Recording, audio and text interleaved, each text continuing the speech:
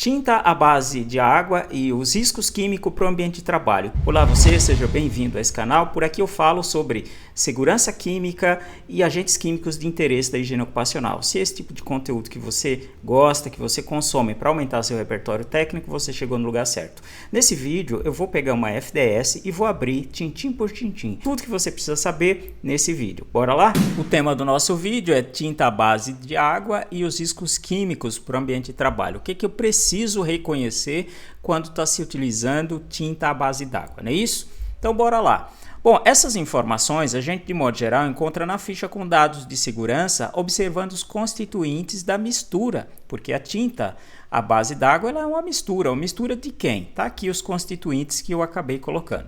Por que eu sei dessa informação? Gente, eu elaboro FDS de diversos produtos químicos, inclusive de tinta à base d'água. Então vamos lá. O que tem, né? Tem polímeros, minerais, metais, solvente com baixa concentração, fungicidas e bactericidas. Eu vou explicar o que significa cada um deles. Quando a gente pensa então nos polímeros, são microplástico. E onde eu encontro microplástico além da tinta? A gente encontra em creme. Dá uma olhada nesses cremes que a gente tem em casa que formam uma película protetora. E de modo geral, os protetores de protetor solar têm microplástico dentro da sua estrutura. A própria ECHA, né, que é a Agência Europeia de Química, de Segurança Química, ela faz uma definição para microplástico, que são polímeros sintéticos entre 1 micrômetro e 5 milímetros. Já as tintas que têm estes constituintes, elas têm nanoplásticos, que é muito menor, que é 0,05 a 0,5 micrômetros, mas muito pequeno. Ou seja, ele vai formar uma emulsão, né? Uma espécie, olha aqui, ó. Quando a gente pensa no emulsionado, o que seria isso? Está aqui. Então, os polímeros, mais os minerais, que pode ser, o que é mineral? É uma argila, é um tipo de terra, é um mineral. Metais, que é o que vai dar cor de modo geral. As tintas são os metais. Solvente, tem solvente? Tem solventes orgânicos, mas é traços, é muito pouco, que é para ajudar a dissolver. Até porque se você pensar bem, ó, polímeros, o que seria eles? Nós temos resina acrílica, vinílica, poliuretano. Você já viu água dissolver esse tipo de plástico? Não. Só que observa o tamanho deles, né? São poeiras, mas muito pequena, que vai formar essa mistura aqui densa, chamada aqui de emulsionado, né? O que mais que vai ter lá? Essas fungicidas e bactericidas. E para que serve? Está aqui, ó. Protege o produto contra bactérias e fungos, de modo geral. E também o filme que esta tinta ela vai criar quando ela for aplicada em uma superfície. Então está aqui os constituintes de uma FDS, ou constituintes que a gente encontra numa FDS de uma tinta à base d'água, tudo bem? Agora vamos lá para uma FDS, identificar como é que eles vão aparecer e o que a gente vai extrair de lá para fazer esse reconhecimento? Vamos lá? Se você baixar aí no seu Google, der um Google aí, FDS de tinta à base d'água, você vai encontrar, tá aqui as primeiras, eu puxei de lá para não pegar nenhuma que eu estou elaborando, eu puxei de lá e aqui nós temos dois constituintes informados. Giovanni, cadê os outros? Por que não apareceu, por exemplo, os solventes que você falou, os solventes orgânicos, as resina, eles não têm critério de classificação dentro do GHS. Logo, eles não são classificados perigosos para o GHS, não vai aparecer. Água também não tem classificação para o GHS, não tem obrigação, não é obrigado a fornecer, porque não tem critério. Quem mais? Os solventes orgânicos, Giovanni, cadê eles? Os limites de corte para eles, eles não foram atingidos. Então, a quantidade que tem é tão pouca que tem um limite de corte que diz assim, opa, abaixo desse valor eu não preciso comunicar. Isoladamente, esse componente, ele tem um perigo para o GHS. Ele é tóxico, de que maneira? Toxicidade aguda.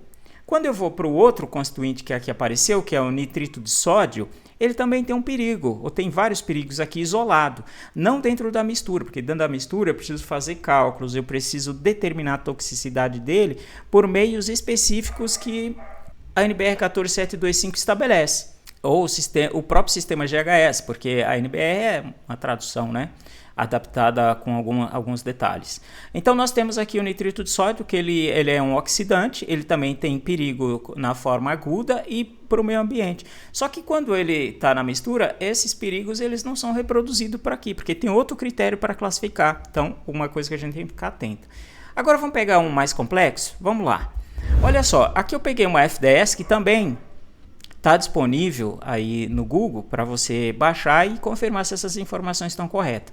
E vamos abrir como é que essas substâncias aqui vão se comportar em diferentes cenários, né? Vamos lá? Você quer aprender a fazer esse tipo de reconhecimento na prática? Quer ter segurança para observar um processo e dizer o que vai ser extraído dali? Bom, dá uma olhada na minha agenda de curso, estou deixando minhas redes sociais aqui embaixo na descrição para você acompanhar. Eu estou dando um curso de agentes químicos para higiene ocupacional no Brasil inteiro, onde eu vou ensinar a reconhecer processos simples e complexos, a parte de avaliação, selecionar os instrumentos, calibrar os instrumentos, colocar ele no trabalhador, o tempo de coleta, e depois mandar para o laboratório e interpretar quando essas informações chegar. Mas bora lá, vamos aqui para o vídeo.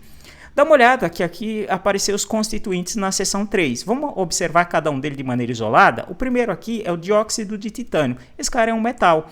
Logo, ele vai aplicar o quê? Ele vai dar consistência e um tipo de cor específica para a tinta. O outro que eu tenho aqui, ele vai ser 2,4,7,9 tetrametil 5-decino 4,7 diol etoxilado. É este componente químico, ele serve para quê? Ele é ligeiramente solúvel em água, ou seja, ele vai ser um sólido ligeiramente solúvel em água com uma cor mais amarelada. Tá vendo que ele não é 100% solúvel? E aqui eu tenho a composição dele para eu ter uma ideia das características, dos constituintes, cada átomo que compõe essa molécula como um todo. Eu vou para um segundo momento, o segundo componente, que ele vai ser o peritionato de zinco. Esse cara aqui já é um fungicida, ou seja, ele serve para fungos, mofos e algas. Só que vai observando aqui a toxicidade deles, conforme a gente viu no item anterior, isolada, corrosivo, irritante, ou seja, o símbolo de corrosivo, depois o símbolo também de exclamação. Aqui também já vai aparecer novamente, que nem estava no slide anterior, de perigoso, toxicidade aguda, perigosa saúde, corrosivo e meio ambiente. Só que dá uma olhada na estrutura dele. Você vai ter carbono, hidrogênio, nitrogênio. Opa. Olha, quando aparecer nitrogênio, oxigênio, aqui eu vou ter enxofre e zinco, em determinadas condições de uso, alguns desses componentes podem ser liberados para o ambiente. De modo geral, como a tinta foi produzida, como você está trabalhando com ela ali, ela não vai ter perigos atribuídos a ela. Agora, quando você vai levar isso para cura, para forno e etc., pode ser liberado, por exemplo, nitrogênio, óxido de enxofre, CO2 e outros, né? Como por exemplo os NOx aqui em função dos constituintes. Quem mais? O nitrito de sódio, que ele traz também os perigos, que ele é um oxidante, ele tem perigo para toxicidade aguda e para meio ambiente. E está aqui os constituintes, também vou ter nitrogênio contribuindo para o que eu tinha acabado de falar. E vai ter o sódio, né? Claro, nitrito de sódio. Qual é a função dele? Ele é ligeiramente solúvel em água e ele tem cor branca. Bom, o de cima, né, que eu acabei não falando, ele é praticamente insolúvel em água e ele tem coloração bege. Aqui no penúltimo nós vamos ter o 5-cloro, 2-metil, 2H, isotiazoló e 3-ona, né? Que é esses constituintes aqui. Cada um deles tem os seus Ks, ele também tem perigo de toxicidade aguda, corrosão e meio ambiente. Dá uma olhada aqui na estrutura dele, né? Quando a gente repara isoladamente cada um dos constituintes, tanto os átomos para formar a molécula como um todo. Olha aqui o cloro, o enxofre, o nitrogênio, o metil ligado, né? E aqui eu também vou encontrar que vai me dar característica, esse elemento aqui tem característica de cetona, ele também pertence. Ele é uma mistura, participa também aqui a cetona, né? Da família da cetona. Então, esses constituintes, em dada temperatura, vai liberar cloro. Mas o cloro, Giovanni, o cloro no ambiente, ele vai encontrar o hidrogênio. Então, ele vai formar o cloreto de hidrogênio. Quem mais? Vai formar aqui a amônia no ambiente. Então, uma dada temperatura, ele vai liberar esses constituintes que eu chamo de abertura. O que a gente precisa ficar atento? Aplicando esse produto, conforme ele foi fabricado e tudo mais, que é a tinta à base d'água, não vai ter esses perigos aqui. A abertura desses perigos é quando ele é levado para o meio de cura, para forno e etc., né? E o último aqui, nós temos o 2-metil-4-isotiazolin 3-ona, que ele vai ser muito solúvel em água, ele tem característica de ser branco, né? Quando eu observo a molécula como um todo e isoladamente os constituintes, os átomos que constituem, nós temos enxofre e nitrogênio. Olha novamente aqui a ligação da acetona vinculada em um metil. Então, parecido com essas características do de cima, né? Parecido, mas não é igual. Então, nas condições normais de uso, ele não vai ser liberado. Agora, o perigo, mais uma vez, é se ele for para meio de cura. Bom, então a gente está entendendo aqui os constituintes da mistura. Olha as faixas de concentração. Ó, esses aqui, eles não faziam sentido, ou não faz sentido estar aqui, porque ele não está atingindo os limites de corte, ou seja, a quantidade é muito pouco. O que de fato tem aqui mais é o dióxido de titânio, que ele é nessa situação aqui empregado dentro da tinta, ele não vai representar um perigo para quem está trabalhando com ele. Bom, eu falei bastante de fungicida e bactericidas. As tintas atualmente não utilizam mais, ou não é para ter mais, o formol, porque o formol ele vai servir para fungicida e bactericida. E entrou outros constituintes aqui, dois, né, que está aqui do lado, a fungicida, aqui embaixo conservantes e biocidas, que tem essa função também do formol. Acontece que o formol é muito mais barato do que esses outros constituintes, então, não sei, não é para ter formol. Tá? Não é para ter. Então, de onde está vindo a tinta que você está usando aí como tinta à base d'água fazendo o reconhecimento? Porque dependendo da faixa de concentração aqui, ele não vai aparecer, tá? Então, fizemos um reconhecimento dos constituintes desta mistura de maneira ingênua, como ele está aqui colocado, mas o que eu tenho que ficar atento? A abertura deles em processos onde tem meio de cura, como por exemplo forno. Voltando aqui na seção, eu estava na seção 3, voltei na seção 2 para verificar como é que ficou a classificação dos perigos para o GHS. Olha só, então tudo aquilo que apareceu aqui ó, de maneira isolada, quando ele está misturado em função destas concentração, ele não passa desse único pictograma atribuído, que vai ser irritação à pele categoria 2, sensibilização à pele categoria 1, e aqui perigoso tanto agudo como crônico para o meio ambiente, só que em categorias 2 e 3, que nem tem pictograma de classificação. Esse, então, pictograma de exclamação está atribuído a esses dois aqui, irritação e sensibilização, que vai ter uma palavra de advertência, que vai ser atenção, e depois as frases de perigo, pode provocar reações alérgicas na pele, tóxico para organismos aquáticos e nocivo para organismos aquáticos com efeitos prolongados. Daí o efeito, né, o resultado final da classificação para o GHS.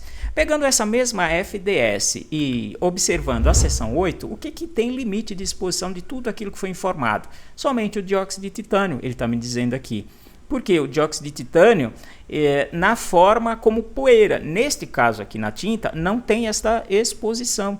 Então, pessoal, se eu não sei reconhecer o risco químico, eu vou ter dificuldade de proteger, de selecionar um simples respirador, a luva e etc. Eu falei bastante de limites de corte. E por que alguns constituintes não apareceram como os limites de corte? Olha só, a toxicidade aguda só entraria dentro de uma mistura se a concentração dele fosse maior que 1. Nós não vimos lá maior que 1, era 0,0 alguma coisa. Então, tá aqui os limites de cortes, tanto para toxicidade aguda, corrosão e irritação à pele, lesão ocular, sensibilização respiratória, mutagenicidade e para a parte de meio ambiente. Gilvan, e cadê os solventes orgânicos? Os solventes orgânicos estão longe de atender esses critérios aqui de limite de corte. Logo, eles não vão aparecer, da mesma forma que as resinas também não vão aparecer. Então, de modo geral, resumindo, a FDS ela comunica o perigo. Talvez a gente tenha alguma certa dificuldade de interpretar, de fazer uma comunicação direta com as informações que estão lá, vincular o ambiente com o tipo de processo. Então, tome cuidado na hora de fazer esse reconhecimento para você ser assertivo.